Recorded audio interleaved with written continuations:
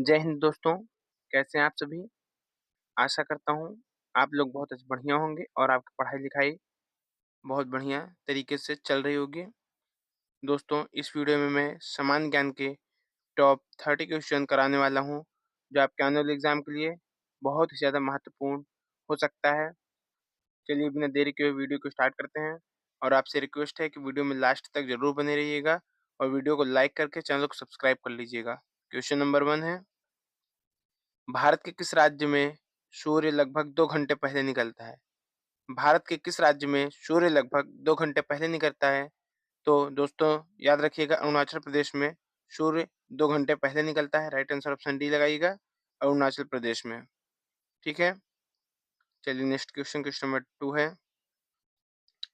विश्व में इलायची का सबसे बड़ा उत्पादक देश कौन-सा है? विश्व में इलायची का सबसे बड़ा उत्पादक देश ये है Guatemala. Right answer option C लगाइएगा। ग्वाटेमाला विश्व का सबसे बड़ा इलायची उत्पादक देश है। भारत इलायची का बड़ा उत्पादक और उपभोक्ता है, लेकिन उत्पादक में ग्वाटेमाला प्रथम स्थान पर है। इलायची मुख्य रूप से मसालों और औषधि में इस्तेमाल होती है। चलिए नेक्स्ट क्वेश्चन नंबर 3 है। सूर्य का प्रकाश पृथ्वी तक पहुँचने में लगभग कितना समय लेता है? सूर्य का प्रकाश लगभग पृथ्वी तक पहुँचने में लगभग कितना समय लेता है? तो दोस्तों याद रखिएगा, पृथ्वी तक पहुँचने में सूर्य का प्रकाश लगभग 500 सेकंड लेता है। राइट आंसर ऑप्शन ए लगाइएगा, 500 सेकंड। ठीक है? सूर्य से पृथ्वी की दूरी लगभग 15 करोड़ किलोमीटर है। प्रकाश की गति 3 लाख प्रति किलोमीटर प्रति सेकंड होती है। इसलिए सूर्य का प्रकाश पृथ्वी तक पहुँचने में औसतन 8 मिनट 20 सेकंड लगभग 500 सेकंड लगता है। यह खगोल विज्ञान की बुनियादी जानकारी है। चलिए नेक्स्ट क्वेश्चन नंबर 4 है। मानव द्वारा सबसे पहले किस धातु का प्रयोग किया गया था? मानव द्वारा सबसे पहले तांबा धातु का प्रयोग किया गया था। राइट आंसर ऑप्शन बी लगाइएगा। मानव द्वारा सबसे पहले तांबा का उपयोग किया गया था। चलिए नेक्स्ट क्वेश्चन नंबर 5 है। मराठा शक्ति का संस्थापक किसे माना जाता है? मराठा शक्ति का संस्थापक किसे माना जाता है? तो दोस्तों याद रखिएगा, मराठा शक्ति का संस्थापक माना जाता है शिवाजी महाराज को। राइट आंसर ऑप्शन बी लगाइएगा। शिवाजी महाराज को मराठा शक्ति का संस्थापक माना जाता है। चलिए नेक्स्ट क्वेश्चन नंबर 6 है। समुद्रगुप्त को किस उपनाम से जाना जाता है? समुद्रगुप्त को किस उपनाम से जाना जाता है? तो दोस्तों याद रखिएगा, समुद्रगुप्त को भारत का नेपोलियन कहा जाता है। राइट आंसर ऑप्शन बी लगाइएगा। समुद्रगुप्त को भारत का नेपोलियन कहा जाता है। समुद्रगुप्त गुप्त वंश का महान शासक था। उसने कई युद्धों में विजय प्राप्त की और साम्राज्य का विस्तार किया, इसलिए उसे भोपाल का भारत का नेपोलियन कहा जाता है। प्रयाग प्रशक्ति, इलाहाबाद स्तंभ उसकी उपलब्धियों का वर्णन करती है। चलिए नेक्स्ट क्वेश्चन नंबर 7 है। इलाहाबाद स्तंभ लेख किससे संबंधित है? इलाहाबाद स्तंभ लेख ये समुद्रगुप्त से संबंधित है। राइट आंसर ऑप्शन बी लगाइएगा। समुद्रगुप्त से इलाहाबाद स्तंभ लेख संबंधित है। चलिए नेक्स्ट क्वेश्चन नंबर 8 है। कालिदास किस शासक का दरबार में थे? कालिदास किस शासक के दरबार में थे? तो दोस्तों याद रखिएगा, कालिदास चंद्रगुप्त सेकंड के दरबार में थे। राइट आंसर ऑप्शन बी लगाइएगा। चंद्रगुप्त द्वितीय के दरबार में कालिदास थे। चलिए नेक्स्ट क्वेश्चन नंबर 9 है। गांधी जी का पहला सत्याग्रह कहाँ हुआ था? गांधी जी का पहला सत्याग्रह यह हुआ था चंपारण में। राइट आंसर ऑप्शन ए लगाइएगा। चंपारण में गांधी जी का पहला सत्याग्रह हुआ था। 1917 में बिहार के चंपारण जिले में गांधी जी ने चंपारण सत्याग्रह शुरू किया। यह उनके भारत में पहले सत्याग्रह आंदोलन था, जिसमें नील किसानों के शोषण के खिलाफ किया गया। इससे गांधी जी की राष्ट्रीय राजनीति शुरू हुई थी। चलिए नेक्स्ट क्वेश्चन नंबर 10 है। रॉलेट एक्ट किस वर्ष लागू हुआ? रॉलेट एक्ट ये लागू हुआ 1919 में। राइट आंसर ऑप्शन बी लगाइएगा। रॉलेट एक्ट 1919 में लागू हुआ। चलिए नेक्स्ट क्वेश्चन नंबर 11 है। जलियांवाला बाग हत्याकांड कब हुआ? जलियांवाला बाग हत्याकांड ये हुआ 13 अप्रैल 1919 को। राइट आंसर ऑप्शन ए लगाइएगा।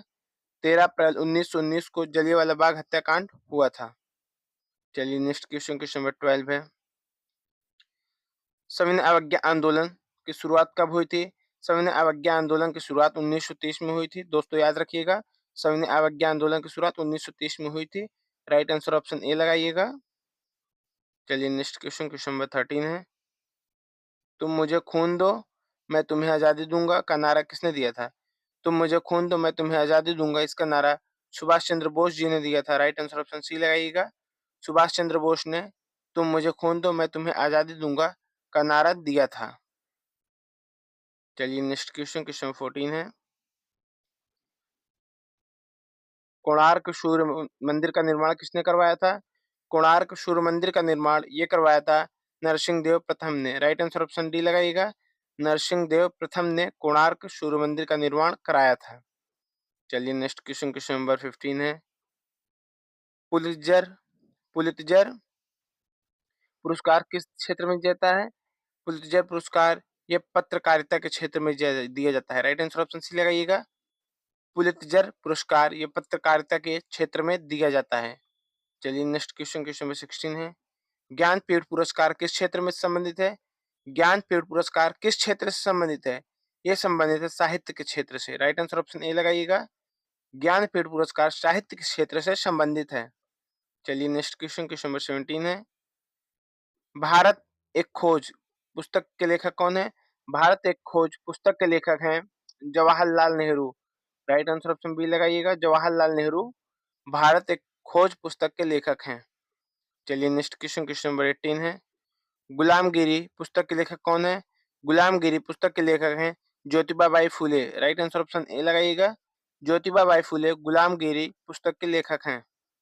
चलिए नेक्स्ट क्वेश्चन नंबर 19 है। कंप्यूटर का जनक किसे कहा जाता है? कंप्यूटर का जनक चार्ल्स बेबेज को कहा जाता है। राइट आंसर ऑप्शन बी लगाइएगा। कंप्यूटर का जनक चार्ल्स बेबेज को कहा जाता है। चलिए नेक्स्ट क्वेश्चन नंबर 20 है। इलेक्ट्रॉन की खोज किसने की थी? इलेक्ट्रॉन की खोज जे थॉमसन ने की थी। राइट आंसर ऑप्शन बी लगाइएगा। इलेक्ट्रॉन की खोज जे थॉमसन ने की थी। चलिए नेक्स्ट क्वेश्चन नंबर 21 है। रक्त में पाई जाने वाली धातु कौन सी होती है? रक्त में पाई जाने वाली धातु लोहा होता है। राइट आंसर ऑप्शन सी लगाइएगा।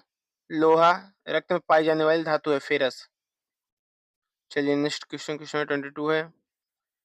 दूध की शुद्धता मापने के लिए किस यंत्र का प्रयोग किया जाता है? दूध की शुद्धता मापने के लिए यह किया जाता है लैक्टोमीटर का प्रयोग। राइट आंसर ऑप्शन बी लगाइएगा। लैक्टोमीटर का प्रयोग दूध की शुद्धता मापने के लिए किया जाता है। चलिए नेक्स्ट क्वेश्चन नंबर 23 है। निकट दृष्टि दोष में किस लेंस का उपयोग किया जाता है? निकट दृष्टि दोष में किस लेंस का उपयोग किया जाता है? तो दोस्तों याद रखिएगा, निकट दृष्टि दोष में अवतल लेंस का उपयोग किया जाता है। राइट आंसर ऑप्शन बी लगाइएगा। अवतल लेंस का उपयोग निकट दृष्टि दोष में किया जाता है। चलिए नेक्स्ट क्वेश्चन नंबर 24 है। विश्व का सबसे बड़ा पुष्प कौन सा है? विश्व का सबसे बड़ा पुष्प है रेफ्लेक्सिया। राइट आंसर ऑप्शन डी लगाइएगा। रेफ्लेक्सिया विश्व का सबसे बड़ा पुष्प है। चलिए नेक्स्ट क्वेश्चन नंबर 25 है। आग बुझाने वाली गैस कौन सी है? आग बुझाने वाली गैस कार्बन डाइऑक्साइड है। राइट आंसर ऑप्शन सी लगाइएगा। कार्बन डाइऑक्साइड आग बुझाने वाली गैस होती है। चलिए नेक्स्ट क्वेश्चन नंबर 26 है। भारत की पहली महिला विमान चालक कौन थी? भारत की पहली महिला विमान चालक ये थी Sarla Thakral. Right answer option B लगाइएगा। सरला ठकराल भारत की पहली विमान चालिका थी। चलिए नेक्स्ट क्वेश्चन नंबर 27 है। सम्राट अशोक किसके उत्तराधिकारी थे? सम्राट अशोक ये बिंदुसार के उत्तराधिकारी थे। राइट आंसर ऑप्शन बी लगाइएगा।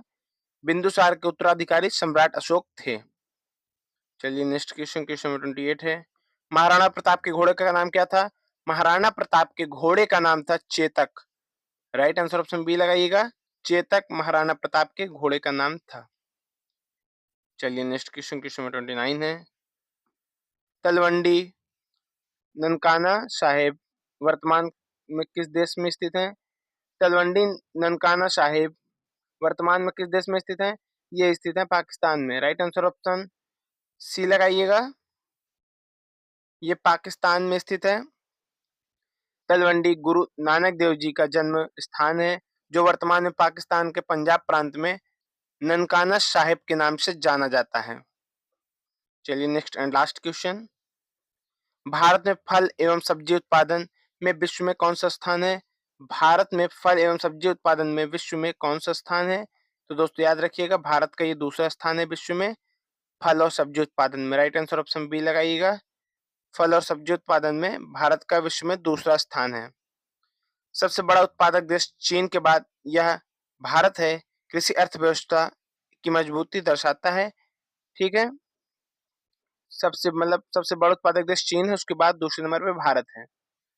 ठीक है दोस्तों। दोस्तों अगर वीडियो अच्छा लगा हो तो वीडियो को लाइक करके चैनल को सब्सक्राइब कर लीजिएगा। चलिए मिलते हैं आपसे नेक्स्ट सेशन में। तब तक के लिए जय हिंद, जय भारत।